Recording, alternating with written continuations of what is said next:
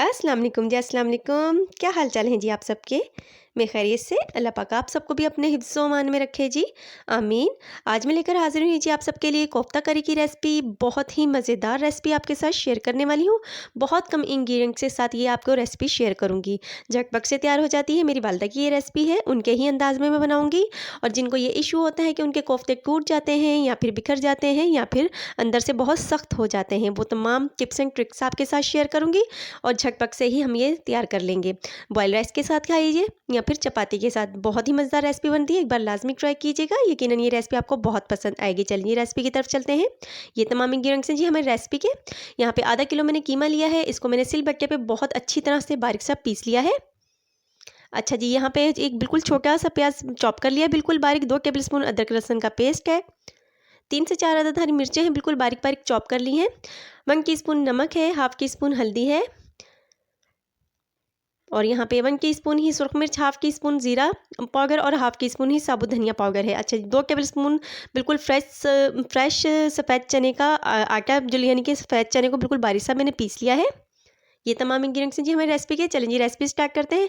सबसे पहले मैंने कीमा जो कि अच्छी तरह से धो के उसको सिलबट्टे पे बिल्कुल बारीक सा पीस लिया, इसको शामिल कर लेंगे। साथ ही अदरक लहसुन का पेस्ट, सफ़ेद चनों का आटा, साथ ही साथ हम इसमें शामिल करेंगे बारीक चॉप किया हुआ प्याज, तमाम ड्राई इंग्रीडिएंट्स और हरी मिर्चें चॉप की हुई शामिल करके अच्छी तरह से तमाम मटेरियल को मिक्स कर लेंगे। बिल्कुल अच्छी तरह से यकजान हो जाइए। आप ये प्रोसेस चॉपर में भी कर सकते हैं, लेकिन अगर इस तरह से आप बट्टे पे पीस के बनाएंगे तो आपके कोफ्ते बहुत ही जूसी, मज़ेदार और लाजवाब किस्म के बनेंगे। देखिए जी हमारा तमाम मटेरियल मिक्स हो चुका है। इस टाइम पे मैंने हाथों को ग्रीस किया है और जिस साइज़ के मैंने कोफ्ते बनाने उतना मटेरियल हाथ में लिया है, यानी कि कीमा, और इस तरह से गोल करते हुए इनको कोफ्ते बना लूँगी। ये देखिए जिस तरह से, अगर आपको छोटा साइज़ पसंद है तो आप छोटा बना लीजिएगा, अगर आपको बड़ा पसंद है तो आप इस तरह से बड़े-बड़े बना लीजिएगा। बहुत ईज़ी रेसिपी है, झटपट से तैयार हो जाती है और बहुत ही मज़ेदार बनती है। इस तरह से देखें जी मैंने तमाम कोफ्ते रेडी कर लिए हैं। इनको मैं आधे घंटे का रेस्ट दे देंगे, तब तक के लिए हम ग्रेवी बना लेंगे। ये तमाम ग्रेवी के इंग्रीडिएंट्स हैं। 1 कप कुकिंग ऑयल यूज़ करेंगे यहाँ पे, आधा कप दही है यहाँ पे मेरे पास, एक बड़े साइज़ का यहाँ पे प्याज लिया हुआ है, बिल्कुल बारीक स्लाइस कर लिया है। 1 मीडियम साइज़ का टमाटर है, 4 से 5 अदद हरी मिर्चें हैं, 2 टेबल स्पून अदरक लहसुन का पेस्ट है, हाफ टी स्पून साबुत धनिया, हाफ टी स्पून हल्दी है, 1 टीस्पून सुरख मिर्च है, हाफ टी स्पून यहाँ पे 1 टीस्पून नमक और हाफ टी स्पून गरम मसाला पाउडर है। ये तमाम इंग्रीडिएंट्स हैं जी हमारे। सबसे पहले मैं कढ़ाई में कुकिंग ऑयल शामिल करूँगी 1 कप। इसको इस सालन ग्रेवी में यानी कि कुकिंग ऑयल थोड़ा सा ज़्यादा हम यूज़ करेंगे, क्योंकि तरी वाला सालन ये अच्छा लगता है। प्याज शामिल कर देंगे, अच्छी तरह से लाइट ब्राउन सा कर लेंगे, बिल्कुल डार्क ब्राउन नहीं करना है इसमें प्याज हमने, क्योंकि अगर हम ज़्यादा डार्क कर देंगे तो इस चीज़ की वजह से ग्रेवी का टेस्ट थोड़ा कड़वा बनता है। इस तरह से बिल्कुल लाइट सा ब्राउन करके आपको प्याज बनाएंगे तो आपकी ग्रेवी का टेस्ट बहुत ही लाजवाब बनेगा। देखिए जी किनारियों से प्याज हमारा लाइट सा ब्राउन होना शुरू हो चुका है। तकरीबन 4 से 5 मिनट गुजर चुके हैं हमारे। देखिए जी बेहतरीन कलर आ चुका है हमारे प्याज का। इस टाइम पे मैं इसमें शामिल कर दूंगी अदरक लहसुन का पेस्ट, जो कि 2 टेबल स्पून है।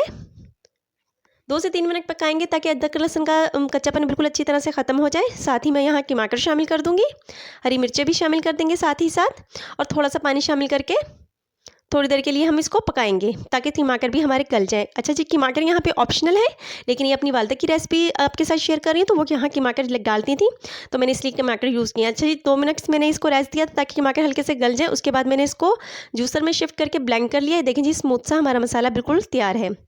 इस तरह से मसाला बनाने से आपका मसाला बहुत ज़्यादा स्मूथ सा ग्रेवी बनेगी और बहुत ही मज़ेदार बनेगी। अब इसमें इस टाइम पे मैं शामिल कर दूँगी अपने तमाम ड्राई इंग्रेडिएंट्स। इनको शामिल करने के बाद अच्छी तरह से भून लूँगी तकरीबन 2 से 3 मिनट, और साथ ही मैं इसमें दही शामिल कर दूँगी, जो कि आधा कप है।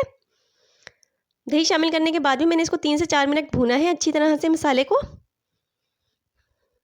देखिए कितना माशाल्लाह से प्यारा हमारा कलर मसाले का बना है। इस टाइम पे जब अच्छी तरह से हमारा मसाला भुन चुका है तो मैं इसमें शामिल कर दूँगी कोफ्ते, जो कि हमने पहले से तैयार करके रखे हुए थे। आप अगर कोफ्ते बाहर भी, फ्रिज नहीं है तो बाहर भी रखेंगे, आधा घंटे का रेस्ट देंगे, तो तब भी आपके कोफ्ते बहुत ही लाजवाब बनेंगे। इस तरह से मैं तमाम कोफ्ते इसमें शिफ्ट कर दूँगी, और जब तक हमारे कोफ्तों का कलर ना चेंज हो जाए, हम इस तरह से इसको हिलाएंगे, चम्मच अभी नहीं चलाएंगे। देखिए जी हमारे कोफ्तों का कलर चेंज हो चुका है 2 से 3 मिनट बाद। अब हमें अच्छी तरह से चम्मच चलाते हुए डोई के साथ या फिर स्पैचुला के साथ अच्छी तरह से कोफ्तों को भून लेंगे, ताकि हमारे जो कीमा है उसका कच्चापन ख़त्म हो जाए। देखिए जी इस तरह से माशाल्लाह बहुत मज़ेदार रेसिपी बनती है, एक बार लाज़मी ट्राई कीजिएगा। यकीनन ये रेसिपी आपको बहुत पसंद आएगी। जब अच्छी तरह से मेरे कोफ्ते भुन चुके हैं, तकरीबन 5 से 6 मिनट मैंने इनको भुनाई की है। अब इसमें जितनी ग्रेवी हमने अब रखनी है उतना पानी शामिल कर देंगे। मैंने यहाँ पे 1.5 कप पानी शामिल किया है। अगर आप ज़्यादा ग्रेवी रखना चाहते हैं तो ज़्यादा पानी भी शामिल कर सकते हैं।